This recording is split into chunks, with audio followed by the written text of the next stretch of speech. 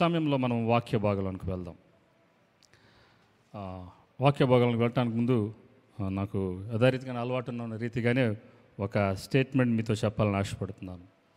మన చేతుల్లో ఉన్న ఈ బైబిల్, దేవుడు మనకిచ్చిన ఈ బైబిల్ ఏదైతే ఉందో, దేవుడు మనకి దేనికోసం మనకి దయచేశాడంటే, so that we may be sinless, we may be spotless, we may be what you said wrinkleless. మన జీవితంలో మచ్చైనను, ముడతైనను, కలంకమైనను, పాపరహితులుగాను ఉండటానికి దేవుడు ఏం చేశాడంటే, ఈ వాక్యాన్ని ఇచ్చి మీరు చదువుకొని మీ జీవితాలను సరిచేసుకోనండి, ఈ వాక్యానుసారంగా మీరు జీవించండి చాలు, అంతకన్నా మీరు గొప్పగా ఏం చేయొద్దు అని చెప్పి దేవుడు ఏం చేశాడంటే, తన హృదయంలో ఉన్నది, తన ఆలోచనలు ఏవైతే ఉన్నాయో, మనం ఎట్టి రీతిగా ఈ భూమి మీద మనం పరలోకంలో ఉండటానికైనా సిద్ధపాటుగా దేవుడు ఏం చేశాడంటే, ఈ వాక్యాన్ని మనకి లిఖితపూర్వకంగా దేవుడు మన హస్తాల్లో పెట్టాడు. ఎవరైతే చదువుకున్న వాళ్ళకి చదువుకున్నంత, చేసుకున్న వాళ్ళకి చేసుకున్నంత అంటారు కదా, చదువుకున్న వాళ్ళు దాని ప్రకారం తమ జీవితాలను అన్వయించుకునే వారికి దేవుని యొక్క ఆశీర్వాదాలు అంతగా ఆ వాక్యాన్ని వారి జీవితంలో అన్వయించుకుని జీవించుకున్న వారికి ఈ వాగ్దానాలన్నీ, ఈ ఆశీర్వాదాలన్నీ వారి జీవితాల్లో విడుదల చేసే దేవుడిని మనం కలిగి ఉన్నాం. ఆమేన్. దేవునికి మహిమ కలుగును గాక. మన వాక్య భాగాలకు వెళ్దాం. మనము గడిచిన 2 వారాలుగా మనము రోమీయులకు రాసిన పత్రికని మనం ధ్యానం చేస్తూ వస్తున్నాం. ఆ క్రమంలో మనము ఈ దినాన 2వ అధ్యాయంలోకి వచ్చాం. 2వ అధ్యాయంలోకి మనము వెళ్ళటానికి మునుపు కొంత ఇంట్రడక్షన్ మీకు ఇవ్వాలని ఆశపడుతున్నాను. గడిచిన వారంలో మనం ఏం చూసామంటే, ఈ మొదటి అధ్యాయంలో జరిగిన 2వ పార్ట్లో మనం ఏం చూసామంటే, దేవుని యొక్క నీతి అనేది ఎట్లా ఉంటుంది, దుర్నీతి అనేది ఏంటి, అలాగే స్వనీతి అనేది ఏంటో కూడా మనం చూసాం. 3 రకాల నీతులు: దేవుని నీతి, దుర్నీతి, స్వనీతి. ఈ 3 విషయంలో దేవుడు 2 విషయాల మీద ఆయన దేవుని యొక్క ఉగ్రత అనేది రాబోతోంది. దుర్నీతి మీదను, స్వనీతి పరుల మీదను దేవుని యొక్క ఉగ్రత రాబోతుంది అనేది, ఆ ఉగ్రత ఎలా వస్తుందో కూడా మనం చూసాం. సో నేను ఇంతకుముందే చెప్పాను, 1వ అధ్యాయానికి 2వ అధ్యాయానికి లింక్ ఉంటుంది. అలా అన్ని అధ్యాయాలకి లింక్ ఖచ్చితంగా ఉంటుంది. మీరు ఏ అధ్యాయం మిస్ అయినా సరే దాని ముందున్న దానిని మీరు వినండి. నేను మీకు యూట్యూబ్స్ ద్వారా మీకు ఆ లింక్ని పంపిస్తున్నప్పుడు, ఒకవేళ ఈ వారం రావటం మిస్ అయ్యారనుకోండి, గడిచిన వారంలో ఏం చెప్పారనే దాన్ని మీరు ఆ యూట్యూబ్లోకి వెళ్ళి ఆ ఆడియోని మీరు విన్నట్లయితే ఖచ్చితంగా దాని యొక్క ఫాలో అప్ని మీరు, బ్యాకప్ని మీరు పొందుకోవచ్చు. సో ఇప్పుడు మొదటి అధ్యాయంలో జరిగింది ఏంటి అంటే, అన్యజనులు ఎవరైతే దుర్నీతి క్రియలు చేసేవారి మీదకి, స్వనీతి క్రియలు చేసేవారి మీదకి, దుర్నీతి క్రియలు ఏంటో మొదటి అధ్యాయంలో చాలా రాశారు అక్కడ, అవన్నీ మీరు చదువుకొని ఇంటికి వెళ్ళిన తర్వాత, ఆ దుర్నీతి క్రియలు చేసేవారి మీదకి దేవుని యొక్క ఉగ్రత ఎలా వచ్చింది 3 రకాలుగా మనం చూసాం. గడిచిన కాలంలో ఎలాగ దేవుడు ఆ ఉపద్రవాలు పంపించి, దేవుని యొక్క ఉగ్రతను పంపించి, గడిచిన కాలంలో దుర్నీతి పరుల మీద దేవుడు శిక్ష వచ్చినట్లుగా, అలాగే ఈ కాలంలో దేవుడు దుర్నీతిని జరిగించే వారి మీదకి, వారి యొక్క అపవిత్రతకు, దుర్నీతి క్రియలు చేయటానికి వారిని ఎలాగ దేవుడు అప్పగించి వేశాడో మనం చూసాం. అలాగే రాబోతున్న యుగంలో అంటే దేవుని యొక్క తీర్పులో కూడా దేవుడు దుర్నీతి క్రియలు చేసేవారికి, స్వనీతి క్రియలు చేసేవారి మీదకి ఎలాగ తీర్పు అనేది, ఆయన తీర్పు తీర్చబోతున్నాడు అనేది మనం చూసాం. సో ఇది మీకు లాస్ట్ వీక్ 2 వారాల్లో జరిగిన ఇంట్రడక్షన్, బ్రీఫింగ్ ఇచ్చాను. ఇప్పుడు ఈ 2వ అధ్యాయంలో మనం ఎవరిని చూడబోతున్నామంటే, మొదటి అధ్యాయంలో అన్యజనులుగా ఉండి దేవుని ఎరగని వారికి ఇచ్చిన అంశాలు అక్కడ రాస్తే, 2వ అధ్యాయంలో ఇప్పుడు యూదులు అంటే దేవుని చేత అబ్రహాము ద్వారా ప్రత్యేకించబడిన యూదులు, ఇజ్రాయేల్ జనాంగం గురించి, వారిని గురించి ఉపవద్ఘాతం రాస్తూ ఈ 2వ అధ్యాయంలో వారి గురించి రాస్తూ ఉంటాడు. యూదులుగా ఉన్నవారు చేస్తున్న అపరాధం ఏంటి అంటే, దేవుని చేత ఏర్పరచబడి, దేవుడు కలిగి ఉండి, వారి చేతుల్లో ధర్మశాస్త్రం కలిగి ఉండి కూడా దేవునికి వ్యతిరేకమైన క్రియలు, హేయమైన క్రియలు వీరు ఎలా చేస్తున్నారో, వాటికి కూడా దేవుడు ఎలా తీర్పు తీర్చబోతున్నాడో అనే దాన్ని ఇక్కడ మనం చూడబోతున్నాం. సో ఇది మీకు ఇంట్రడక్షన్. మీకు అర్థమైంది కదా అందరికీ? సో ఇప్పుడు 2వ అధ్యాయంలోకి మనం వెళ్ళటానికి మునుపు ఇప్పుడు మనము ఒక ప్రత్యేకమైన మాటను ఇక్కడ చూడబోతున్నాం. చదువుకుందాం. మొదటి వచనం నుంచి నేను చదువుతాను. 2వ అధ్యాయం, అందరూ మీ బైబిల్ ఉన్నవారు బైబిల్ అందరూ ఖచ్చితంగా తీయండి. 2వ అధ్యాయం మొదటి వచనం నుంచి మనము వచనము వెంబడి వచనం మనం మెడిటేషన్ చేయబోతున్నాము. మొట్టమొదటి, కాబట్టి తీర్పు తీర్చు మనుషుడా, నీవెవడైనాను సరే నిరుత్తరుడువై ఉన్నావు. నిరుత్తరుడువై ఉన్నావంటే ఏంటి? ఇక నీకేమి సమాధానం లేదు, చెప్పడానికి జవాబు లేదు నీకు ఇంకా. ఎందుకంటే నువ్వు తీర్పు తీస్తున్నావంటే నీకు చెప్పుకోవడానికి ఏమీ లేదు అని చెప్పి, దేని విషయంలో ఎదుటివానికి తీర్పు తీర్చుచున్నావో దాని విషయంలో నీవే నేరస్తుడవని తీర్పు తీర్చుకొనుచున్నావు. ఏలయనగా తీర్పు తీర్చు నీవును అట్టి కార్యములనే చేయుచున్నావు కదా. ఇక్కడ ఇందాక మనము కీర్తనలో చదివినట్టుగానే ఈ 2వ అధ్యాయంలో కూడా కొన్ని ప్రశ్నలు వేస్తూ ఉంటాడు. ప్రశ్నల పరంపర జరుగుతూ ఉంటుంది. ఈ ప్రశ్నల ద్వారా ఏమవుతుందంటే, నేను ఎప్పుడు చెప్తూ ఉంటాను, మనం ప్రశ్నలు ఎందుకు వేసుకుంటాం? తద్వారా మనలో ఉన్న జవాబు బయటకు రావడానికి, అంతే కదా. సో మనలో ఉన్న జవాబు బయటకు రావాలంటే మనము ప్రశ్నలు వేసుకుంటేనే బయటకు వస్తుంది. మొన్న మ్యారేజ్లో ఒక స్టేట్మెంట్ చెప్పాను. ఏంటి అంటే, అది మన పిల్లలు వెళ్ళే స్కూల్లో వాళ్ళు లెసన్స్ చెప్పి టెస్ట్ని పెడతారంట. కానీ మన జీవితంలో మనకి టెస్టులు పెట్టి ఆ జీవితం ఏం చేసిందంటే మనకి పాఠాలు నేర్పిస్తూ ఉంటుంది. సో జీవితం అనే పాఠశాలలో పరీక్షలు వస్తాయి. ఆ పరీక్షలు ఎదుర్కొన్నప్పుడు అప్పుడు మనకేమవుతుందంటే మనకు పాఠాలు నేర్పిస్తూ ఉంటుంది. జీవితం యొక్క అనుభవాలు చాలా నేర్పిస్తూ ఉంటుంది. సో అలాగే ఇప్పుడు మనం చూడబోతున్నాం, రకరకాల వీళ్ళు తీర్పు తీస్తున్నారు. వీళ్ళు ఇతరులకు తీర్పు తీర్చే మనుషులు ఏం చేస్తున్నారంటే తామంటే ఏం చేసుకోవట్లేదంట, తీర్పు తీర్చుకోవట్లేదు. తీర్పు తీర్చడం ఏంటంటే, నువ్వు పలానా అలా ఉన్నావు, నువ్వు ఇలా ఉన్నావు, నువ్వు అన్యజనుడివి, నువ్వు పలానా దుర్నీతిలో ఉన్నావు, పలానా వ్యభిచారంలో ఉన్నావు, మేమైతే దేవుని చేత ఏర్పరచబడ్డాము, మేము దేవుని సజీవుడైన దేవుడు నిజమైన దేవుడిని మేము కలిగి ఉన్నాము, మాకు ధర్మశాస్త్రం ఉంది అని వీళ్ళు ఏం చేస్తున్నారంటే అన్యజనులను తీర్పు చేయడం ప్రారంభించారు. ఆ తీర్పు తీస్తున్న క్రమంలో కిందకు వచ్చినట్లయితే మనం 2వ వచనంలో చూద్దాం. ఏమంటున్నారంటే, అట్టి కార్యములు చేయు వారి మీద దేవుని తీర్పు సత్యమును అనుసరించినదే అని ఎరుగుదాం. ఇప్పుడు ఏమంటున్నాడంటే, అట్టి కార్యములు అంటే ఏ కార్యములు?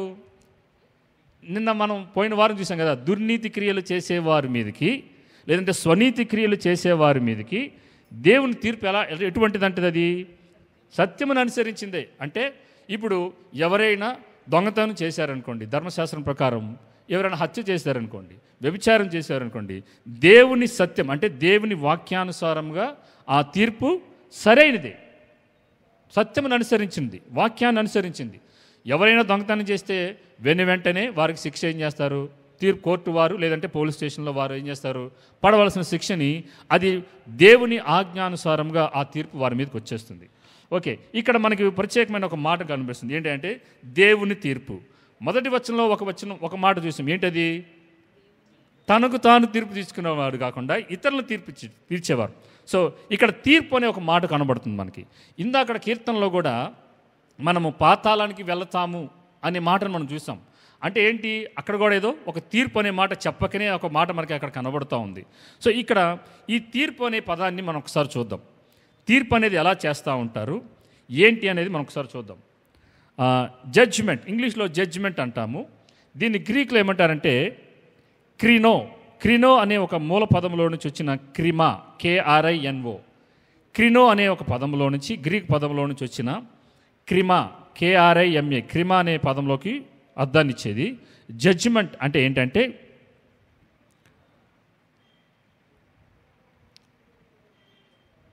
దాని మీనింగ్ ఏంటంటే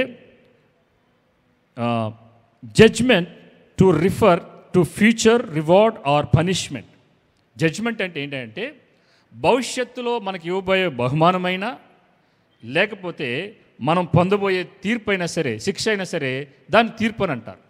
ఇప్పుడు మనం ప్రతిరోజు లేచిన కానించి చాలా తీర్పులు తీస్తూ ఉంటాం, తెలుసా మీకు? మంచివి కూడా చేస్తాం. ఉదాహరణకి ఇంట్లో వంట వండారనుకుందాం, ఉప్పు సరిపోయిందా లేదని కూడా మీరు ఏం చేస్తారు? దాన్ని తీర్పు తీస్తున్నారు. మీరు ఉప్పు సరిపోయిందా లేదా, అవునా కాదా, దాన్ని తీర్పు తీర్చడమే తీర్పు. అది కూడా. సో కొన్ని మంచివి ఉంటాయి, కొన్ని దేవుడు చేసే తీర్పులు ఉంటాయి, కొన్ని న్యాయస్థానం చేసే తీర్పులు ఉంటాయి, కొన్ని మనం దేవుని బిడ్డలుగా కొన్ని పాపం విషయాల్లో కూడా మనం నీతిమంతులుగా ఉండి తీర్పు తీర్చాల్సినవి కూడా ఉంటాయి. అవి చూడబోతున్నాం. రకరకాల తీర్పులు ఉంటాయి ఈ లోకంలో. సో తీర్పు అనేది ఏంటి అంటే మన భవిష్యత్తును అనుసరించి, అంటే మన ఆశీర్వాదాల గురించి, లేదంటే బహుమానం గురించి, లేదంటే శిక్షను బట్టి మనము భవిష్యత్తులో జరగబోయే శిక్ష నుంచి జరిగే తీర్పుని మనము జడ్జిమెంట్ అంటాం, తీర్పు అని అంటాం. ఇప్పుడు తీర్పు అనే దానికి ఎలాగంటే ఒక ఉదాహరణ మీకు మంచిగా అర్థమవుతుంది. ఎలాగంటే ఒకసారి మీ చూపుడు వేళ్ళని అందరూ ఇలా చూపించండి. చూపించారు కదా. ఒక ఏలేమో అందరిని చూపిస్తుంది, ఒకవైపు చూపిస్తుంది, మిగతా 3 వేలు ఎవరిని చూపిస్తున్నాయి?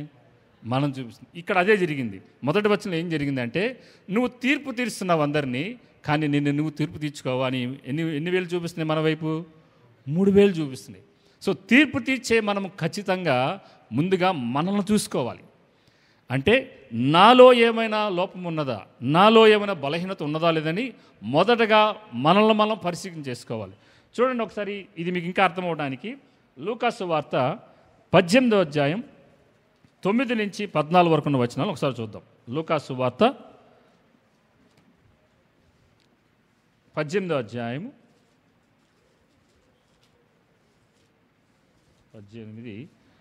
9 నుంచి 14. నేను చదువుతాను బ్రదర్. తామే నీతిమంతులమని తమ్ము నమ్ముకొని ఇతరులను తృణీకరించి కొందరితో ఆయన ఈ ఉపమానం చెప్పాడు. ఏంటి? తాము నీతిమంతులు అనుకుంటున్నారు. వారు ఏం చెప్తున్నాడంటే, వాళ్ళతో, ప్రార్థన చేయుటకై 2 మనుషులు దేవాలయంకి వెళ్ళిరి. వారిలో ఒకడు పరిసయ్యుడు, ఒకడు సుంకరి. పరిసయ్యుడు నిలవబడి, దేవా, నేను చోరులను, అన్యాయస్తులను, వ్యభిచారులనై ఇతర మనుషుల వలనైనను ఈ సుంకరి వలనైనను ఉండనందుకు నీకు కృతజ్ఞతాస్తుతులు చెల్లించుతున్నాను అని వారమునకు 2 మార్లు ఉపవాసం చేయొచ్చు, నా సంపాదన అంతటిలో 10వ వంతు చెల్లించుచున్నానని తనలో తాను ప్రార్థించుచున్నాను. అయితే సుంకరి దూరముగా నిలుచుండి ఆకాశము వైపు కన్నులెత్తుటకైనను ధైర్యము చాలక రొమ్ము కొట్టుకొనుచు, దేవా, పాపునైన నన్ను కరుణించమని పలికెను. సో అక్కడ యేసు ప్రభు వారు ఏమంటున్నాడంటే, స్వనీతిని అనుసరించి చేసే ప్రార్థన ఎలా ఉంటుందో, వారు తాము ఎలాగ హెచ్చించుకొని ఇతరులను ఎలాగ చూడండి. ఇక్కడ ఏం చేస్తున్నాడు ఈ పరిసయ్యుడు? ప్రార్థనలో తన తోటి సహోదరిని తీర్పు తీస్తున్నాడు. నేను అలా లేను, నేను ఇలా ఉన్నానని చెప్పి. చాలాసార్లు ప్రార్థనలో చాలామంది చేసే తప్పు ఏంటంటే, దేవునికి ప్రసంగాలు చేస్తూ ఉంటారు. ప్రార్థనలో మనుషులకి చెప్పాల్సిన దాన్ని సూటిగా చెప్పలేక వాళ్ళు, ఆ వ్యక్తి అక్కడ ఉన్నారనుకోండి, ఆ వ్యక్తికి డైరెక్ట్గా చెప్పలేక దేవుడికి ప్రసంగ రూపంలో ఆ వ్యక్తికి ప్రసంగం చేస్తూ ఉంటారు ప్రార్థనలో. అది చాలా తప్పు.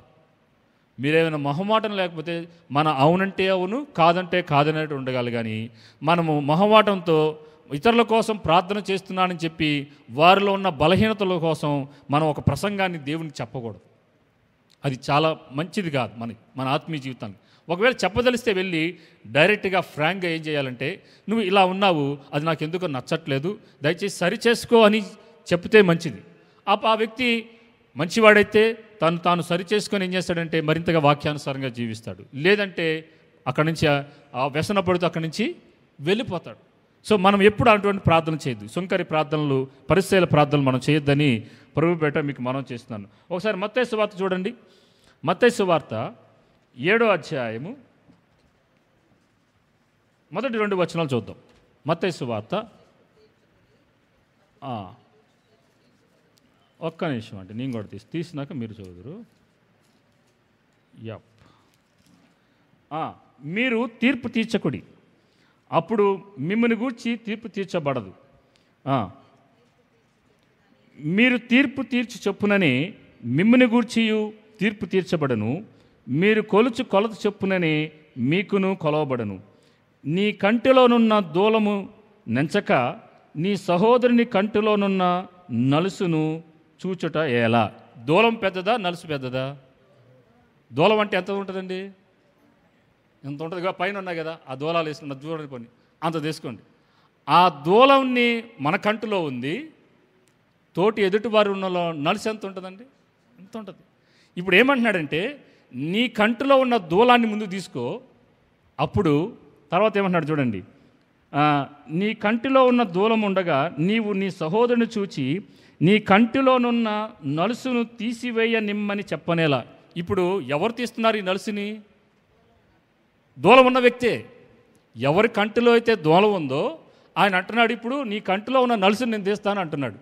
అరే బాబు, ముందు నీ కంటిలో ఉన్న ఆ దూలాన్ని తీసివేయి, తర్వాత అప్పుడు నీ ఎదుటి వాడిలో ఉన్న నలుసుని తీయడానికి తేట తెల్లగా కనిపించింది అని చెప్పి దేవుడు ఏమన్నాడంటే, అంటే ముందు నువ్వు నీ స్వకీయ పరీక్ష చేసుకో, ముందు నువ్వు తీర్పు తీర్చుకో. నీ ఎదుటివాడిని కాదు, నీ ఎదుటివాడిని తీర్పు తీర్చాలంటే ముందు నువ్వు సరిగ్గా ఉన్నావు లేదు నువ్వు సరి చేసుకో బాబు అని చెప్పి యేసు ప్రభు వారు ఇక్కడ వాళ్ళతో ఒక ఉపమానం చెప్తున్నాడు. చూడండి, వేషధారి మొదట నీ కంటిలోనున్న దూలము తీసివేసుకొనుము, అప్పుడు నీ సహోదరి కంటిలోనున్న నలుసును తీసివేటకు తేట తెల్లగా నీకు కనబడిద్ది. మనకు క్లియర్గా కనిపించాలి. ఇప్పుడు ఇదేంటంటే మనకు ఫర్గివ్నెస్ గురించి అక్కడ చెప్తున్నాడు. అంటే ముందు నిన్ను నువ్వు క్షమించుకుంటే, నువ్వు కనుక దేవుని సన్నిధిలో తీర్పు తీర్చుకుంటే నీ ఎదుటి వాడిని కూడా నువ్వు క్షమించగలిగిన మనస్తత్వాన్ని దేవుడు నీకు ఇవ్వగలడు. మనం తీర్పు తీస్తున్నాం, రకరకాల తీర్పులు తీరుస్తూ ఉంటాం. వాటన్నిటిలో మనము కూడా తీర్పు పొందకపోతున్నామని చెప్పి మనం గ్రహించాలి. ఇక్కడ వీళ్ళు యూదులు ఏం చేస్తున్నారంటే, దేవుని ధర్మశాస్త్రం కలిగి ఉండి, నిజమైన దేవుని కలిగి ఉండి వీళ్ళు ఏం చేస్తున్నారంటే, మనం చాలాసార్లు చేసే తప్పు ఏంటంటే, సత్యమైన వాక్యాన్ని మనం తెలిసి కూడా మనము ఇతరులు తప్పు చేస్తున్నప్పుడు ఏం చేస్తామంటే, మనము తప్పులో ఉండి కూడా ఇతరులను తీర్పు తీస్తూ ఉంటాం. కానీ ఈ వాక్యానుసారంగా మన జీవితాలని సరిచేసుకోకుండా మనము వేషధారంతో కూడిన జీవితాలను మనం జీవిస్తూ ఉంటాం. అది చాలా ప్రమాదకరమైనది. ద్వంద్వపూరితమైన జీవిత విధానం దేనికి పనికిరాదు. అటు చల్లగానేను అటు వెచ్చగానే ఉండకపోతే దేవుడు ఏం చేస్తాడు? నిలువెచ్చగా ఉంటే ఊసివేస్తాడు. అంటే మిమ్మల్ని తృణీకరించి మనం వదిలివేస్తాడు దేవుడు. అది దేవునికి ఇష్టమైనది కాదు ప్రియులరా. ఓకే, ఇప్పుడు దేవుడు ఎట్లాగా తీర్పును తీరుస్తాడనేది మనము ఈ రోమిలకు రాసిన పత్రికలోకి మనం వద్దాం మళ్ళీ ఒకసారి 2వ అధ్యాయంలోనికి. ఇప్పుడు దేవుని తీర్పు అనేది ఎలా ఉంటుందంటే, 2వ అధ్యాయంలో మనం చూసాం. మొట్టమొదటి తీర్పు ఎలా తీస్తాడంటే, దేవుడు మనుషుల్ని సత్యమును అనుసరించి ఆయన తీర్పు తీస్తాడు. మొట్టమొదటిది, he will judge us according to his truth. దేవుని తీర్పు సత్యమును అనుసరించినది. దేవుని తీర్పు సత్యమును అనుసరించింది. 2వ అధ్యాయం 2వ వచనం ప్రకారం. అలాగే 6వ వచనంలో చూడండి, రెండోది ఏంటంటే దేవుని తీర్పు ఎలా ఉంటుందంటే, అకార్డింగ్ టు అవర్ డీడ్స్. మన జనుల యొక్క మనం చేసిన క్రియలను బట్టి దేవుడు మనకి తీర్పు తీర్చబోతున్నాడు. సత్యాన్ని అనుసరించి మొదటిది. రెండోది మన క్రియలను బట్టి దేవుడు తీర్చబోతున్నాడు. మూడోది చూడండి, 16వ వచనంలో చూడండి, దేవుడు నా సువార్త ప్రకారము యేసుక్రీస్తు ద్వారా మనుష్యుల రహస్యములను విమర్శించు దినమందు ఇలాగూ జరుగును. అంటే ఎవ్రీవన్ సీక్రెట్ లైఫ్, మన రహస్యమైన జీవితం ఏదైతే జీవించామో చూసారా, వాటిని బట్టి దేవుడు మనల్ని తీర్పు తీర్చబోతున్నాడు. మనం ఏం చేస్తున్నాం? మనలో లోపాలను పెట్టుకొని, ఏది రహస్యమైనవి మన క్రియలన్నిటివి దేవునికి వాక్యానికి విరుద్ధమైన మనలో పెట్టుకొని మనము మనుషులను తీర్పు తీస్తున్నాం. ఓ మనుషుడా, ముందు నిన్ను నువ్వు తీర్పు తీర్చుకో. ఇందాక మనం పాట పాడిన దాంట్లో, బ్రదర్ వాళ్ళు పాడిన దాంట్లో, పగిలిన నా కుండను బాగు చేయమని చెప్పి ఎక్కడ తీసుకురావాలంట? కుమ్మరి అయిన దేవుని దగ్గర తేవాలంటే, నా స్థితి పగిలిపోయిన స్థితిగా ఉంది, నా జీవితం ఎక్కడో ఈ వాక్యానికి విరుద్ధంగా ఉంది, నా మనోనేత్రాలు తెరువు ప్రభువా, నన్ను నేను స్వకీయ పరీక్ష చేసుకోవడానికి ఇదిగో నీ యొద్దకు వస్తున్నాను, దయచేసి నన్ను సరిచేసి మరలా నీకు ఇష్టమైన పాత్రగా నన్ను మలుచమని చెప్పి దేవుని సన్నిధిలో ఇతరులు తీర్పు తీర్చడానికి ముందు మన కంటిలో ఉన్న దూలాన్ని మనము తీసివేసుకోవాలి ప్రియులారా. అది చాలా ప్రమాదం. ఎటువంటి దినాల్లో అంటే చిన్న దాన్ని కూడా మనం ఏం చేస్తున్నామంటే, క్రైస్తవంగా ఉండి మనం ఇక్కడ యూదులను సంబోధిస్తున్నాడు కానీ ఆ యూదుల పేర్లు తీసేసి ఇక్కడ నా పేరు మీ పేరు రాసుకుని మనం ఈ రోమీయులకు రాసిన పత్రిక 2వ అధ్యాయం మనం చదివినట్లయితే, మనము దేవుడు మన హృదయాన్ని ఇలా బయలు చేసి మనతో మాట్లాడుతూ ఉంటాడు. చూడండి, ఇక్కడ దేవుడి ఈ లోకంలో ఎటువంటి తీర్పులు మనకు కనబడతా ఉంటాయంటే, నేను ఈ 2వ అధ్యాయంలో ఉన్న అన్ని వచనాలని నేను ఎక్స్పోజిటరీ చేయట్లేదు కానీ కొన్ని మెయిన్ వర్సెస్ని నేను మిమ్మల్ని ధ్యానంలోకి తీసుకెళ్ళాలని ఆశపడుతున్నాను. 5వ వచనం చూడండి, నీ కాఠిన్యమును మార్పు పొందని నీ హృదయమును అనుసరించి ఉగ్రత దినమందు, అనగా దేవుని న్యాయమైన తీర్పు బయలుపరచు దినమందు ఏం చేస్తున్నామంట? నీకు నీవే ఉగ్రతను సమకూర్చుకొనుచున్నావు. ఇవి ఎలా సమకూర్చున్నాయంటే, ఉగ్రత మనమే సమకూర్చుకుంటున్నాం. లోకంలో మనం ధనం సంపాదించుకుంటాం, రకరకాల ఆస్తులు సంపాదించుకుంటాం.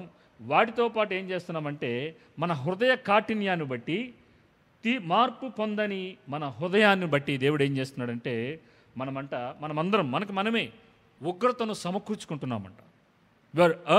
We are accumulating the wrath of God. దేవుని యొక్క ఉగ్రతను మనకు మనమే సమకూర్చుకుంటున్నాం. మన హృదయ కాఠిన్యాన్ని బట్టి, మనము మార్పునందని మన హృదయాన్ని అనుసరించి చేస్తున్న క్రియలను బట్టి అంట మనము ఉగ్రతని సంపాదించుకుంటున్నాం. ప్రియులారా, మనమందరము ఇటు రీతిగా ఉండకూడదు. మనము దేవుని యొక్క కృపను సంపాదించుకునే వారిగా ఉండాలి తప్పితే ఉగ్రత మన జీవితాల్లోకి మనం కోరి సంపాదించుకునే వారిగా ఉండవలసిన పని లేదు. మనం చేయవలసిన క్రియలు, మనము దేవునికి వ్యతిరేకమైన క్రియలు చేస్తున్నప్పుడు ఉగ్రత ఆటోమేటిక్గా మన జీవితాలకి వచ్చి పడతా ఉంటుంది. ప్లీజ్, మనము 6వ వచనం చూడండి. ఆయన ప్రతివానికి వాని క్రియల చొప్పున ప్రతిఫలం ఇచ్చను, సత్క్రియను ఓపికగా చేయొచ్చు, మహిమను ఘనతను అక్షయతను వెతుకు వారికి ఏమిస్తాడంట? నిత్య జీవం ఇస్తున్నాడు. సో మనము వెతకవలసిన వాటిని వెతికినప్పుడు దేవుడు మనం ఖచ్చితంగా సత్క్రియను చేస్తూ మహిమను ఘనతను అక్షయతను వెతికే వారికి దేవుడంట నిత్య జీవాన్ని ఆయన దయచేయటానికి సంసిద్ధంగా ఉన్నాడని ఈ రాసిన ఈ లేఖనంలో నుంచి మనం అర్థమవుతుంది. కానీ ఇప్పుడు దేవుని తీర్పు అనేది మనకు ఎదురు కనబడుతుంది. లోకములో న్యాయస్థానంలో ఉండే తీర్పు మనకి ప్రత్యేకంగా ఉంటుంది. మనం న్యాయస్థానానికి వెళ్ళినప్పుడు మన భారతదేశపు కాంటెక్స్లో నేను చెప్పేది, మనకి అక్కడ ఒక దేవత కనబడుతూ ఉంటుంది. ఏ దేవత? న్యాయ దేవత కనబడుతూ ఉంటుంది. ఆమె చేతులు ఏముంటుంది? ఒక త్రాసు ఉంటుంది. ఎందుకు పెడతారనుకున్నారు ఆ త్రాసుని? ఎందుకండి త్రాసు ఎందుకు? మామూలుగా అసలు కూరగాయలు కొనడానికి ఇప్పుడు త్రాసులు లేవు కానండి. ఆంటీ కరెక్ట్గా చెప్పింది, ఈక్వాలిటీ, సమానంగా చెప్పాలి. తీర్పు అనేది సమానంగా ఉండాలి. మనం వేసే కేజీ రాయికి కేజీ కూరగాయలు రావాలి, అంతే కదా. అలాగే నువ్వు అసత్యాన్ని చెప్పావు కాబట్టి, లేదంటే దుర్నీతిని చేసావు కాబట్టి దానికి తగ్గట్టుగా శిక్ష సమానంగా ఉంటుంది. సో మన తీర్పు ఎలా ఉండాలంటే, మనము దేవుని యొక్క తీర్పు ఎలా ఉంటుందంటే సమానంగా ఉంటుంది, అది సత్యమైనదిగా ఉంటుంది. ఆయన సత్యాన్ని అనుసరించి మనం చేసిన క్రియలను బట్టి, అలాగే మన రహస్యమైన జీవితాన్ని బట్టే చేస్తాడు తప్పితే మనము చెయ్యని దాన్ని బట్టి ఆయన మనల్ని తీర్పు తీర్చాడు. న్యాయవంతుడైన దేవుడు ఆయన న్యాయాన్ని అనుసరించి, తన నీతిని అనుసరించి, వాక్యాన్ని బట్టి ఆయన మనల్ని తీర్పు తీస్తాడే తప్పితే దానికి మించి ఆయన ఏది తీర్పు తీర్చే దేవుడు. అటువంటి యథార్థమైన దేవుడిని మనం కలిగి ఉన్నాం. ఓకే, మొట్టమొదటి తీర్పు, లోకంలో ఉన్న తీర్పులు ఏంటి అంటే the types of judgements. First one ఏంటంటే గాడ్స్ జడ్జిమెంట్, దేవుని తీర్పు. రెండోది జ్యుడిషియల్ జడ్జిమెంట్, అంటే మన లోకంలో మన దేశాల్లో ఉన్న న్యాయస్థానాల్లో జరిగే తీర్పు. మూడో తీర్పు ఏంటంటే, ఈ న్యాయస్థానాలలో జరిగే తీర్పులు ఎలా ఉంటాయంటే మనం చేసిన క్రిమినల్ వర్క్స్ని బట్టి, లేదంటే ఆస్తి తగాదాలను బట్టి, లేదంటే కుటుంబాల మధ్యలో విభేదాలను బట్టి, గొడవలను బట్టి ఈ న్యాయస్థానం ఏం చేస్తుంది? తీర్పు తీస్తూ ఉంటుంది. కానీ దేవుని న్యాయస్థానంలో ఎలా ఉంటుందంటే నువ్వు నేను చేసిన దుర్నీతి క్రియలను బట్టి, స్వనీతి క్రియలను బట్టి, అలాగే దేవునికి వాక్యానికి వ్యతిరేకంగా రహస్యంగా మనం చేసిన క్రియలను బట్టి, రహస్యమైన జీవితాన్ని బట్టి దేవుడు ఏం చేయబోతున్నాడు? తీర్పు అనేది తీర్చబోతున్నాడు. ఇప్పుడు ఇంకో రకం ఉంది. మూడోది ఏంటంటే అన్యులు తీర్చే వరల్డ్లీ జడ్జిమెంట్. వరల్డ్లీ జడ్జిమెంట్ అనేది ఎలా ఉంటుందంటే ఇది సూపర్ఫిషియల్ జడ్జిమెంట్, అంటే వెలుచూపు వల్ల తీర్పు తీస్తూ ఉంటాం. ఇది మంచిది కాదు. అంటే ఒక వ్యక్తిని చూడంగానే వీడు పలానాడు రా, ఇలా ఉంటాడు రా అని మనం తీర్పు తీర్చకూడదు. ఇది లోకస్తులు చేసే తీర్పు. వెంటనే జడ్జిమెంట్ మనం చేయకూడదు, సూపర్ఫిషియల్ జడ్జిమెంట్. రెండోది హిపోక్రిటికల్ జడ్జిమెంట్. ఇది లోకములో ఉన్న జడ్జిమెంట్లో ఉన్న రకాలు ఏంటంటే హిపోక్రిటికల్ జడ్జిమెంట్, అంటే ఇది వేషధారణతో కూడిన తీర్పు. వేషధారణ అంటే అతను మంచిగా లేడు కానీ నువ్వు బాగానే ఉన్నావు అని చెప్పడం ఏంటిది? వేషధారణతో కూడిన తీర్పు. మనం దినము లేచిన కానించి రాత్రి పనుకునేంత వరకు రకరకాల తీర్పులు తీరుస్తూనే ఉంటాము. ఇక్కడ దేవుడు తీర్పు తీర్చద్దని అనట్లేదు, కానీ తీర్పు తీర్చే ఓ మనుషుడా, మొదటగా నువ్వు తీర్పు తీర్చుకో. నువ్వు తీర్పు తీర్చేవి అవి వాక్యానుసారమైన ఉన్నాయా, లోకానుసారంగా ఉన్నాయా, లేదంటే ఈ లోకంలో ఉన్న జ్యుడిషియల్ డిపార్ట్మెంట్ ప్రకారం ఉన్నాయా? ఒకసారి మనం పరిశీలన చేసుకుందాం. మూడోది ఇది హార్ష్ అండ్ అన్ఫర్గివ్నెస్ జడ్జిమెంట్, అంటే వెంటనే క్షమించలేని జడ్జిమెంట్. ఇతరులని మనం క్షమించలేని తత్వాన్ని కలిగి ఉండి వాళ్ళ పట్ల ఎంతో దుడుకు స్వభావంతో ఏం చేస్తామంటే వాళ్ళని తీర్పు తీస్తూ ఉంటాం. ఇది మంచిది కాదు. అలాగే నాలుగోది ఎటువంటిదంటే సెల్ఫ్ రైచియస్నెస్ జడ్జిమెంట్, స్వనీతితో కూడిన జడ్జిమెంట్. ఇందాక మనం చూసాం ఆ యొక్క పరిసయుడు సుంకరి ప్రార్థనలో వాళ్ళకి నేను ఇలా ఉన్నాను, నేను సోపులోను అన్నిటిలోనూ నేను ఇస్తున్నాను, వాడైతే అలా లేడు ప్రభువా, నేను అన్నీ ఇస్తున్నాను ప్రభువా, వాడు చూడు ఎలా ఉన్నాడని చెప్పి ఇటువంటి స్వనీతితో కూడిన తీర్పు మనం ఎప్పుడు తీర్చకూడదు. అలాగే ఐదోది అన్ట్రూ జడ్జిమెంట్, దేవునికి సత్యానికి వ్యతిరేకమైన తీర్పు తీర్చడం. ఇవన్నీ లోకస్తులు చేసే తీర్పులు ఎక్కడైనా మన జీవితంలో కూడా ఉన్నాయో ఒకసారి మనం పరిశీలన చేసుకోవాలి. నాలుగో తీర్పు ఎలాంటిదంటే బిలీవర్స్ జడ్జిమెంట్. ఇది మనం చేయాలి, ఒకటి చేయకూడదు ఉంది, చేయాల్సింది ఉంది. బిలీవర్స్ జడ్జిమెంట్ ఏంటి అంటే ఒక వ్యక్తి పాపంలో ఉన్నాడు అనుకోండి, ఒక వ్యక్తి పాపంలో జీవిస్తున్నాడు, ఆ పాపంలో జీవిస్తున్న ఆ పాపము నీకు తెలిసింది, మనము వెళ్ళి ఆ వ్యక్తితో రహస్యంగా వెళ్ళి కూర్చోపెట్టి ఇది చేయటం తప్పు, దేవుని వాక్యానుసారంగా ఇది సరైనది కాదు అని మనము తీర్పు తీర్చచ్చు. అలా కాకుండా మనము ఆ వ్యక్తిని తప్పు చేస్తున్నా కూడా మనం కప్పిపెడుతూ మనము వేషధారణతో కూడిన తీర్పును మనం ఎప్పుడు చేయకూడదు. విశ్వాసులు అలా చేయకూడదు. తీర్పు న్యాయంగా చేయాలి. దేవుడు ఎలాగైతే న్యాయవంతుడైన దేవుడు దుర్నీతిని ద్వేషిస్తున్నట్టుగా మనము కూడా స్వనీతిని ఆ దుర్నీతిని మనం ద్వేషిస్తూ వాక్యము ఏదైతే పాపానికి వ్యతిరేకంగా మాట్లాడుతుందో మనము కూడా దానిని మన జీవితంలో అవలంబించుకొని దాన్ని మన జీవితాలను వంటబట్టుకుని మనము కూడా ఆ పాప విషయాల మీద తీర్పు తీర్చడానికి, అంటే ఆ వ్యక్తిగత బలహీనతలు ఏవైతే ఉంటే వాటన్ని తీసి అందరికీ చెప్పడం కాదు, అందరూ చెప్పకూడదు. ఆ వ్యక్తితో రహస్యంగా కూర్చొని నువ్వు వాక్యం ఇలా చెప్తుంది, మనం అలా ఉండకూడదు కదా, వాక్యానుసారమైన జీవితం మనం కలిగి ఉండాలి అని ఆ వ్యక్తితో వాక్యం బైబిల్ చెప్తున్నట్టుగా మొదటగా రహస్యంగా మాట్లాడాలి, పెద్దలతో కూర్చోబెట్టి మాట్లాడాలి, తర్వాత సంఘం ఎదుట అతన్ని హెచ్చరించాలి. లేకపోతే అప్పుడు కూడా వినలేదనుకోండి, ఏం చేయమన్నాడు, వెలివేసేయమన్నాడు సంఘంలో నుంచి. సో ఇటువంటి క్రమంలో మనం ఏం చేయాలంటే తీర్పు తీర్చడానికి మొదటగా తీర్పు ఇచ్చేటప్పుడు కూడా మొదటగా మనం పరిశీలన చేసుకోవాలి. ఆ వ్యక్తిలో పాపం ఉంది, పలానా పాపం ఉంది అనుకోండి, ప్రభువా నా జీవితంలో ఇటువంటిది ఏమైనా ఉందో అని ముందు మనల్ని స్వకీయ పరీక్ష చేసుకొని నన్ను నేను జడ్జిమెంట్ తీసుకొని అప్పుడు ఆ సహోదరు దగ్గరికి వెళ్ళి ఇది కరెక్ట్ కాదు కదా, మనం ఇలా చేయకూడదు కదా, మనం ఏం చేయాలంటే తీర్పు తీర్చేవారుగా ఉండాలి. సో ఇక్కడ దీన్ని ఏమంటారంటే ఇంకో భాషలో డిజర్న్మెంట్ అంటారు. అంటే మనం ఏం చేయాలంటే వివేచించాలి. పాపాన్ని అంటే ఏంటి, పరిశుద్ధత ఏంటి, నీతిమంతమైన జీవితాన్ని మనం జీవిస్తున్నామా లేదనేది మనం వివేచించేవారుగా విశ్వాసులు ఇటువంటి కోణంలో మనం తీర్పు తీర్చేవారుగా ఉండాలి. రెండోది ఇంకో తీర్పు ఎలా తీర్చొచ్చంటే ఇక్కడ చెప్పబడుతున్న బోధ వాక్యానుసారంగా ఉన్నదా, ఎక్కడైనా అబద్ధ ప్రవక్తలు అబద్ధ బోధలు ఏమైనా ప్రవచించబడుతున్నాయా, ప్రకటించబడుతున్నాయా అనేది మీరు తీర్పు తీర్చచ్చు.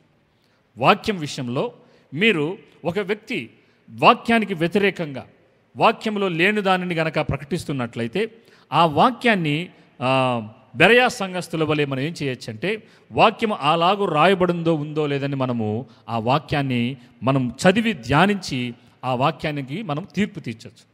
ఆ వ్యక్తి యొక్క బలహీనతల గురించి మనం మాట్లాడుకోకూడదు, కానీ వాక్యములో బోధ విషయంలో తప్పుడు బోధలు ఏమైనా చెప్తున్నట్లయితే మనం ఖచ్చితంగా మనం తీర్పు తీర్చచ్చు. ఖండించడానికి దేవుడు అనుమతినిచ్చాడని మీకు తెలియజేస్తున్నాను. ఇప్పుడు మనం ముందుకెళ్దాం. ఇప్పుడు ఈ తీర్పు అనేది ఎవరు తీర్చబోతున్నారు? మన ఆత్మలకి కాపురి అయిన మన రక్షకుడైన యేసు ప్రభువారు మనలందరికీ తీర్పు తీర్చబోతున్నాడు. చూడండి, కృపాకాలములో ఆయన రక్షకుడిగా వచ్చి మనల్ని అందరినీ రక్షించడానికి వస్తే తీర్పు తీర్చే కాలంలో ఆయనే శిక్షకుడిగా రాబోతున్నాడు. ఈ కృపాకాలంలో ఆయన రక్షకుడు, కృపాకాలం ముగించిన తర్వాత ఆయనే తీర్పు సింహాసనం మీద కూర్చోండి మనల్ని ఆయన తీర్పు తీర్చబోతున్నాడు. ఇది మీరు గుర్తుపెట్టుకోండి. ఇప్పుడు రక్షించిన వాడే తర్వాత ఆయన శిక్షించబోతున్నాడు. ఇది చాలా నేను ఈ వాక్యాన్ని ప్రిపేర్ అవుతుంటే ముందు నన్ను నేను తీర్పు తీర్చుకున్నా, ప్రభువా ఎక్కడైనా నాలో ఉన్నాయని చెప్పి రాత్రంతా అదే పని నాకు. నన్ను నేను తీర్పు తీర్చుకోవాలి. ఎందుకంటే వాక్యం ప్రకటిస్తున్న నేను కూడా అలాగ అలా జీవించకపోయినట్లయితే నన్ను నేను తీర్పులోకి నేను తీసుకువెళ్తాను. మనం కొంచెం ముందుకు వెళ్దాం. ఈ వాక్యంలో ఉన్న కొన్ని భాగాలను ఒకసారి చూద్దాం. చూసిన తర్వాత నేను తర్వాత చెప్తాను. 13వ వచనంలోకి ఒకసారి వెళ్దాం. ఒక్క నిమిషం నాన్న. 11-12 చదువుదాం. దేవునికి పక్షపాతం లేదు, ధర్మశాస్త్రము లేక పాపం చేసిన వారందరూ ధర్మశాస్త్రము లేకయే నశించెదరు. ధర్మశాస్త్రము కలిగిన వారై పాపము చేసిన వారందరూ ధర్మశాస్త్రానుసారముగా తీర్పు పొందుదురు. ఇప్పుడు మీ చేతుల్లో బైబిల్ ఉందా? ఉంది కదా. ఇప్పుడు మీరు బైబిల్ ఉండి కూడా మీరు పాపం చేస్తే దేవుడు ఖచ్చితంగా మనల్ని తీర్పు తీస్తాడు. బైబిల్ లేని వారు కూడా బయట పాపం చేస్తున్నారు, వారికి కూడా దేవుడు తీర్పు తీస్తాడు.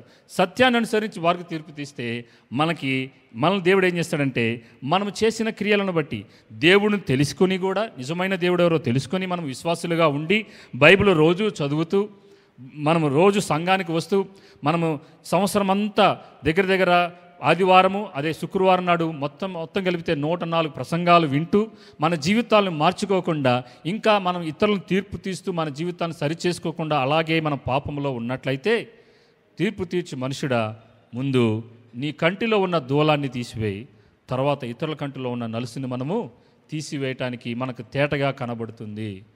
ప్లీజ్ మనము చేయవలసినవి చేయకుండా ఇతరులను ఇలా జీవించు అని చెప్పటం అది వేషధారణతో కూడిన భక్తి జీవితం అవుతుంది. ఇది మనం చాలా భయంతో కూడిన వాక్యాన్ని ఈరోజు ఈ తీర్పు అనేది అందరికీ జరగబోతుంది. మానవుడిగా పుట్టిన ప్రతి ఆత్మకి ధవల సింహాసనం ఎదుట మనము చేసిన క్రియలను బట్టి, మాట్లాడిన మాటలను బట్టి, జీవించిన జీవిత విధానాన్ని బట్టి, వాక్యము కలిగి ఉండి కూడా అటు రీతిగా జీవించినప్పుడు దేవుడు ఖచ్చితంగా న్యాయమైన తీర్పును మన క్రియలను అనుసరించి రహస్యమైన జీవితాన్ని బట్టి మనల్ని తీర్పు తీర్చబోతున్నాడు అనేది మీకు స్పష్టంగా మీకు తెలియజేస్తున్నాను ప్రియులరా. ఓకే, మనం ముందుకు వెళ్దాం. ఇప్పుడు ఈ జడ్జిమెంట్ అనేది యేసు ప్రభు వారు తీరుస్తాడు. ఎప్పుడు తీరుస్తాడు? ఈ తీర్పు అనేది ఎప్పుడు తీస్తాడంటే, shall take place at the coming of the Christ. క్రీస్తు మరలా వచ్చినప్పుడు ఈ తీర్పు అనేది జరగబోతోంది. మీకు అందరికీ తెలుసు, కాకపోతే కొంచెం మాటల్లో చెప్తున్నాను. ఈ మత్తయి సువార్త 20:31 మనకు కనబడుతుంది. మీరు ఇళ్ళకి వెళ్ళి చదువుకోండి. మత్తయి సువార్త 25:31 యేసు ప్రభు వారు తిరిగి వచ్చినప్పుడు ఈ తీర్పు అనేది జరగబోతుంది. ఎలాగ జరగబోతోంది అంటే, అన్యజనులకేమో ఇందాక మనం చదువుకున్నట్టుగా వారి మనస్సాక్షిని బట్టి సత్యమును అనుసరించి తీర్పు తీర్చబోతున్నాడు. యూదులకేమో మోషే యొక్క ధర్మశాస్త్రాన్ని అనుసరించి వారికి తీర్పు తీర్చబోతున్నాడు. విశ్వాసులకేమో క్రైస్తవులుగా మనకి సువార్తను అనుసరించి ఆయన మనకి తీర్పు తీర్చబోతున్నాడు. అన్యులకేమో దేవుని న్యాయమైన తీర్పుని బట్టి, వారి మనస్సాక్షిని బట్టి దేవుడు వారికి తీర్పు తీర్చబోతున్నాడు. యూదులకేమో దేవుని ధర్మశాస్త్రం, మోషే ధర్మశాస్త్రం అనుసారంగా వారిని తీర్పు తీర్చబోతున్నాడు. మూడోది, క్రైస్తవులుగా విశ్వాసులుగా ఉన్న మనల్ని దేవుడు సువార్త ప్రకటించిన ఆ ప్రకటనలో విన్న దానిని బట్టి దేవుడు మనలందరినీ తీర్పు తీర్చబోతున్నాడు.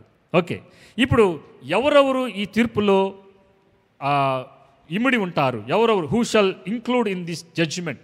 ఎవరెవరు ఉంటారంటే ఈ తీర్పులో? మొట్టమొదటిగా ఆల్ నేషన్స్, అన్ని దేశాలు ఉంటాయి, భారతదేశం కూడా ఉంటుంది, ఆల్ నేషన్స్. రెండోది ఆల్ మెన్, సమస్త జనులందరూ. మూడోది స్మాల్ అండ్ గ్రేట్, గొప్పవారేమి కొద్దివారేమి అందరూ ఈ తీర్పులో ఉంటారు.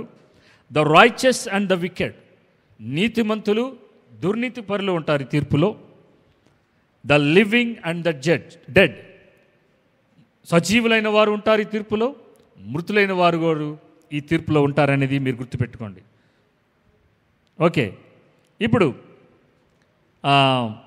మనము చేసిన పనులన్నిటినీ, మనం మాట్లాడిన మాటలన్నిటిని గురించి దేవుడు అంట వారు మాట్లాడుతుండగా ఒక గ్రంథాన్ని ఏమి చేస్తున్నాడంట, రాస్తూ ఉన్నాడు. మనం కూడా ఎక్కడో చెప్పాను, యూత్ మీటింగ్లో అక్కడ చెప్పినట్టున్నా, మనము చేసిన వాటిని బట్టి, మాట్లాడుతున్న వాటన్నిటి బట్టి మన పుస్తకాల చిట్ట పెరుగుతూ ఉంటుంది. మనం పుట్టిన నాది మొదలుకొని మనం మరణించేంత వరకు మన పక్కనే ఒక దూత మనకంట అసైన్ చేయబడి ఉంటుందంట. ఆ దూత ఏం చేస్తూ ఉంటుందంటే, పలానా నీతి క్రియ చేస్తే ఆ గ్రంథంలో రాస్తుంది, పలానా చెడు క్రియలు చేస్తే ఆ గ్రంథంలో రాస్తుంది. ఇప్పుడు రేపొద్దున పరలోకం వెళ్ళిన తర్వాత భూలోకంలో ఉన్నంత పెద్ద ఓఎల్ఈడిని పెట్టి దేవుడు ఏం చేస్తాడంటే, నేను కూర్చోబెట్టి ఆ చట్టాన్ని ఏం చేస్తాడంటే ఓపెన్ చేసి, ఇదిగో పలానా నీతి క్రియ చేసావు, ఓకే నీకు ఈ బహుమానం, పలానా దుర్నీతి క్రియ చేసావు, ఇదిగో నీకు ఒక తీర్పు అని చెప్పి దేవుడు ఏం చెబుతున్నాడంటే, మనం చూసిన వాటిని బట్టి, చేసిన వాటిని బట్టి, రహస్యంగా జీవించిన వాటిని బట్టి దేవుడు స్క్రీన్ మీద వేసి ఏం చేస్తున్నాడంటే, భయపడకండి, నీ తోటి వారికి చూపించాడు వాటిని, నీ తోటి వారికి వాటిని వినిపించాడు. కానీ రహస్యంగా దేవుడు one by one after one ఏం చేస్తాడంటే దేవుడు మనల్ని తీర్పులోకి తీసుకురాబోతున్నాడు. ఆమేన్. సో ఇటు రీతిగా దేవుడు తీర్చిపోతున్నాడు. వేటిని బట్టి అంటే మన క్రియలను బట్టి, మన మాటలను బట్టి, మన ఆలోచనలను బట్టి దేవుడు తీర్పు తీర్చబోతున్నాడు. ఇది మీరు గుర్తుపెట్టుకోవాల్సిందిగా మనం చేస్తున్నాడు. ఓకే, మరొకసారి 21వ వచనం చూడండి, 2వ అధ్యాయం 21 చూడండి. ఎదుటివానికి బోధించు నీవు నీకు నీవే బోధించుకొనవా అంటున్నాడు. నీవు యూదుడని 17వ వచనంలో నీవు యూదుడవని పేరు పెట్టుకొని ధర్మశాస్త్రం ఆశ్రయించి దేవుని యందు అతిశయించుచున్నావు కావా? ఆయన చిత్తమెరిగి ధర్మశాస్త్రమందు ఉపదేశం పొందిన వాడవై శ్రేష్టమైన వాటిని మెచ్చుకొనుచున్నావు కావా?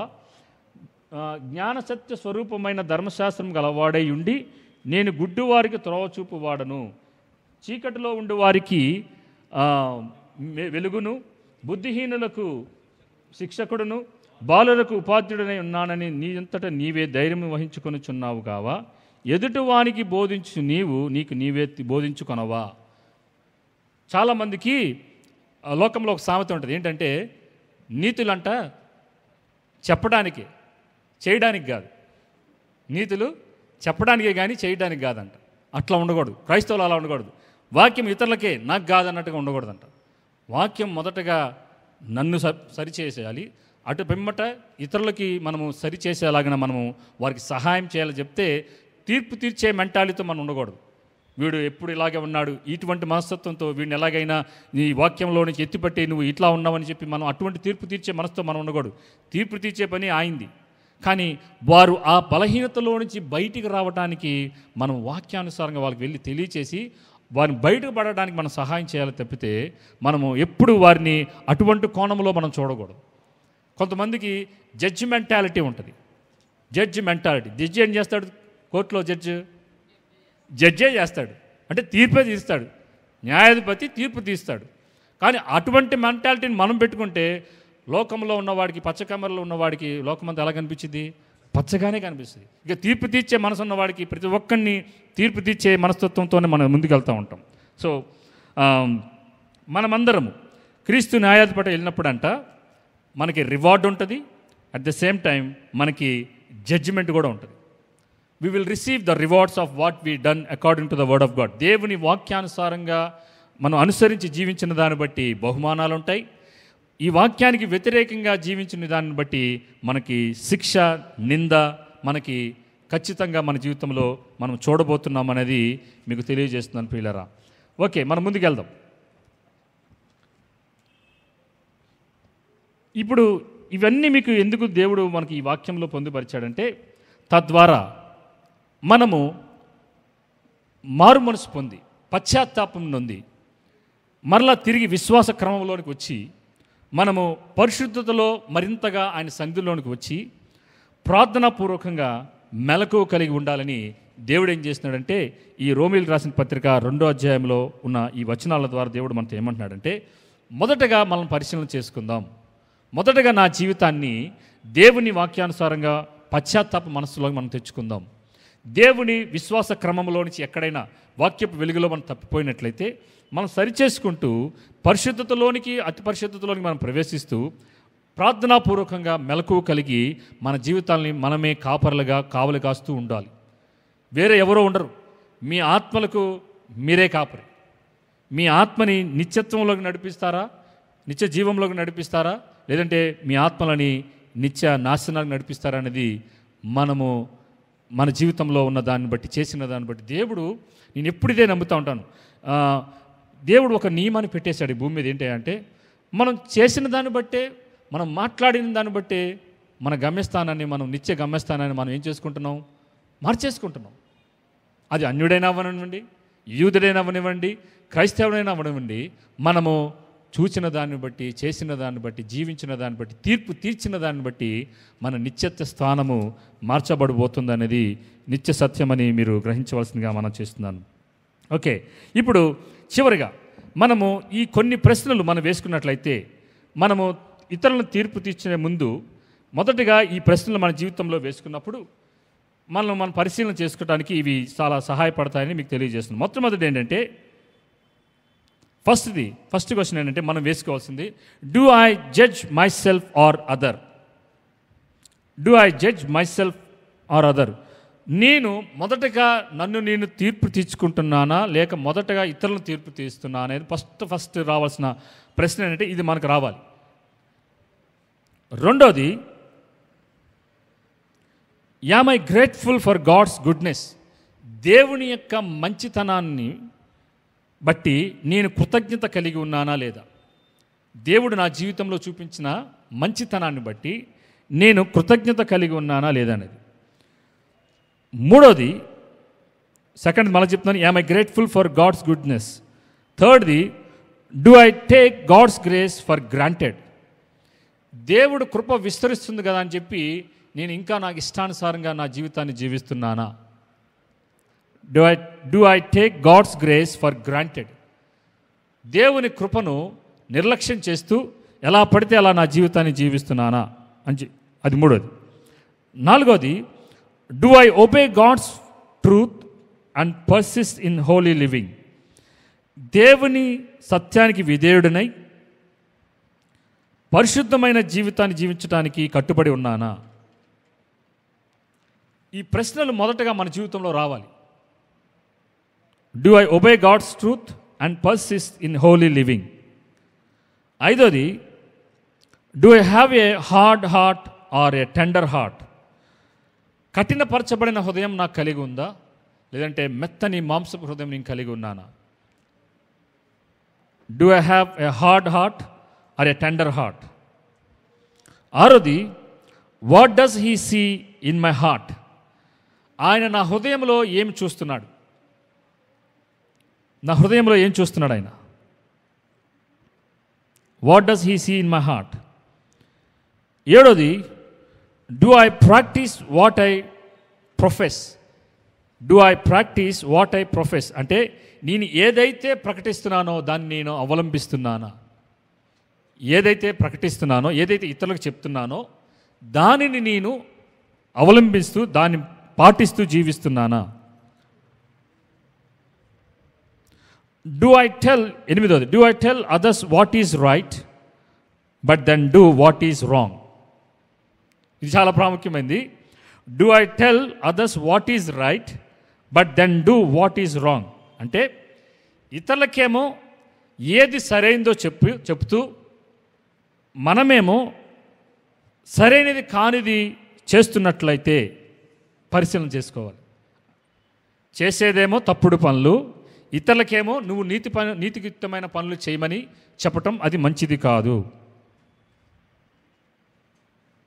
సో ఈ ప్రశ్నలు మొట్టమొదటిగా మనం వేసుకున్నప్పుడు ఇంకా ఇతరులను మనం తీర్పు తీర్చలేం.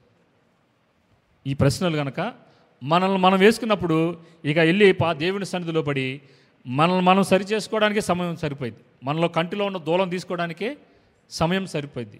ఇతరుల కంటిలో ఉన్న నలుసులు మనం తీయనవసరంలా. దేవుడు ఆ నలుసులు వాళ్ళ ద్వారా వాళ్ళ చేతే వాళ్ళని తీపిచ్చేసుకుంటాడు. వాళ్ళు కూడా ఆ కంటిలో ఉన్న నలుసులో ఎవరైతుందో ఈ ప్రశ్నలు వాళ్ళు కూడా వేసుకుంటారు. వాళ్ళు కూడా తీర్పుని తీర్చుకుంటారు. ఆ కంటిలో ఉన్న నలుసు వాళ్ళు కూడా తీసేసుకుంటారు. మనం తీయాల్సిన పని లేదు. ఎవరు చేయాల్సిన పని వాళ్ళు చేస్తారు. దేవుడు తాను తీర్పు తీర్చాల్సిన వారిని ఖచ్చితంగా ఆయన తీర్పు తీస్తాడు. So God judges honestly without partiality, no secret is hidden from him. దేవుడు ఎల్లప్పుడూ న్యాయవంతమైన తీర్పును తీస్తాడు. అలాగే పక్షపాతం లేకుండా తీర్పు తీస్తాడు. అలాగే ఆయన రహస్యమైన వాటిని, దాగి ఉన్న వాటిని బట్టి ఆయన తీర్పు తీర్చే దేవుడు తప్పితే వెలుచూపును బట్టి, అంటే బయట కనబడేదాన్ని బట్టి ఆయన ఎప్పుడు తీర్పు తీర్చడు. రహస్యమైన వాటిని, హృదయాంతరంగములో ఉన్న వాటిని బట్టి, మన ప్రియులైన వారికి తెలియకుండా మాట్లాడుతున్నామే ఆ మాటలను బట్టి, మనం చేస్తున్న క్రియలను బట్టి, మనము యథార్థతను బట్టి దేవుడు ఏం చేస్తున్నాడంటే మనల్ని అందరినీ తీర్పు తీర్చబోతున్నాడు. కాబట్టి చివరిగా నా ప్రశ్న అంటే, ఆర్ యు ప్రిపేర్డ్? మరి మీరు సిద్ధంగా ఉన్నారా? దేనికి? దేవుని సింహాసనం మీదట నిలబడటానికి. ఆయన మనల్ని తీర్పు తీర్చబోతున్నాడు. అందుకని దేవుని వాక్యం ఏముంటుందంటే, ఓ తీర్పు తీర్చే మనుషుడా, మొట్టమొదటిగా నువ్వు తీర్పు తీర్చుకో. ముందు మనల్ని మనం స్వకీయ పరీక్ష చేసుకుందాం. మనం పరిశుద్ధమైన బల్లలోనికి వెళ్ళబోతున్నాం. ఆ బలంలోకి వెళ్ళడానికి కూడా 1 కొరింథీ రాసిన పత్రిక 11వ అధ్యాయంలో కూడా ఏమంటాడంటే, మొదటగా మనం స్వకీయ పరీక్ష చేసుకొని, మొదటగా నన్ను నేను తీర్పు తీర్చుకున్నాను. ప్రియులారా గమనించండి, ఇక్కడ కనుక మనం ప్రతిరోజు మనల్ని మనం తీర్పు తీర్చుకుంటే, తీర్పు సింహాసనం ముందు మనము సిగ్గుపడనక్కర్లేని వారుగా మనము నిలబడగలిగిన అర్హతను, ఆ గుణశీలతను దేవుడు ఖచ్చితంగా ఈ భూమి మీద మనకి ఆపాదించగలిగిన కృపగలిగిన సమర్థుడైన రక్షకుడిని మనం కలిగి ఉన్నాము. ఆమేన్. సో ఇక్కడ కూడొచ్చిన ఏ ఒక్కరు ఆ తీర్పు సింహాసనం ఎదుట సిగ్గుపడలక్కరలేని పనివానిగాను, సిగ్గుపడనక్కర్లేని విశ్వాసిగాను మన జీవితాలని ఈ భూమి మీద ఉండగానే మనము పరిశీలన చేసుకోవాల్సిందిగా ప్రభు పేరట మీకు మనం చేస్తున్నాను. అందరం తలలు వంచి కళ్ళు మూసుకున్నట్లయితే మనం ప్రార్థన చేసుకుందాం. అందరము విన్న వాక్యపు వెలుగులో నుంచి దేవుని తీర్పు మన ఎదుట ఉంది. అలాగే మనుషులు తీర్పు తీర్చే ఆ అంశం మన ఎదుట ఉంది. అన్యులు తీర్పు తీర్చే అంశం ఉంది. అలాగే ఈ లోకంలో జ్యుడిషియల్ జడ్జిమెంట్ ఉంది. విశ్వాసులంగా మనం ఎటువంటి జడ్జిమెంట్ మనం చేసుకుంటున్నామో ఒకసారి మనం పరిశీలన చేసుకుందాం. ఆ యూదుల వలె ఉండకుండా, వారికి ధర్మశాస్త్రం కలిగి ఉండి, దేవుని చేత ఏర్పరచబడి ఉండి, నిజమైన దేవుని వారు కలిగి ఉండి, దేవుని చేత ఏర్పరచబడి ధర్మశాస్త్రం కలిగి ఉండి కూడా వారు ఇతరులను తీర్పు తీర్చేవారుగా ఉన్నారు తప్పే తాము తీర్పు తీర్చుకోవట్లేదని దేవుని వాక్యం ఇప్పటివరకు మనం ధ్యానం చేశాం. మనము నిజమైన దేవుని కలిగి ఉండి, మనకి ఏ వెల చెల్లించకుండా, మనకు నీతియుక్తమైన దేవుని నీతి ద్వారా మనకు రక్షణ ఆపాదించబడి, మనం పరిశుద్ధులుగా మలచబడి, దేవుని వాక్యం మన హస్తంలో ఉన్న మనము కూడా ఎక్కడైనా అటువంటి మనస్తత్వంతో, అటువంటి జడ్జిమెంటాలిటీతో మనం ఎక్కడైనా ఉన్నట్లయితే ఒకసారి మనం పరిశీలన చేసుకుందాం. ప్లీజ్ మన జీవితంలో ఉన్న ఆ దూలాన్ని తీసివేద్దాం. అది మీకు బాగా తెలుసు. ఆ దూలమేంటో మీకు బాగా తెలుసు. మొదట దేవునికి బాగా తెలుసు, తర్వాత మీకే బాగా తెలుసు. ఆ దూలాన్ని దేవుని ఎదుట తీసివేద్దాం. ప్లీజ్ తీర్పు తీర్చడానికి మనం ఎవరం తొందరపడద్దు. ఆ తొందరపాటు ఎక్కడ ఉండాలంటే, మనల్ని మనం తీర్పు తీర్చుకునే విషయంలో అది ఎప్పుడు ఆ తొందరపాటు ఉండాలి తప్పితే, మనం చూపిస్తున్న ప్రతి చూపుడు వేలు ఇతరుల వైపు కాకుండా మొదటగా మన వైపు చూపిస్తున్న 3 వేలను మన వైపు చూసుకుందాం. Thank you Jesus. Oh thank you father. Thank you Jesus. Thank you Jesus. యేసు నీకే వందనాలు. మీకు కొంత సమయాన్ని ఇస్తున్నాను. దయచేసి మనం మన హృదయాలను సిద్ధపరచుకుందాం, ఇంక్లూడింగ్ మై సెల్ఫ్. నన్ను